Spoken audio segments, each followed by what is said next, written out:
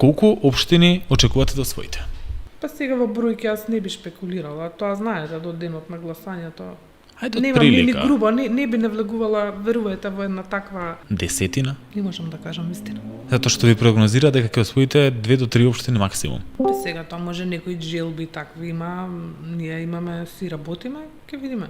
Да бидеме трпеливи. Ако биде така, дали тоа според вас е потоп за СДСМ? Не. Знаете ли дека можеби според сите рейтинзи мерења и од партии и од јавност и од коментари дека СДСМ е трета партија во аеродром.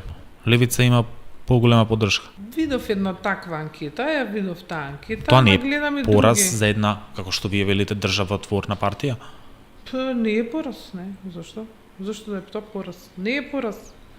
Локалните избори се тести за парламентарните. Ако вие освоите малку општини, што еве го прогнозираат, тоа значи дека ќе ви се случи и некаков политички потоп. Дали може да се очекува одговорност од целото раководство на СДСМ? Не очекувам дека тоа ќе се проблематизира, затоа што, како што реков предходно, само една година сме во... Нема ни една година. Значи, само во текот на првата година сме со избори, а освен тоа мандатот трае 4 години. Па добро, но Сега... знаете, политички пораз значи ајде по дома.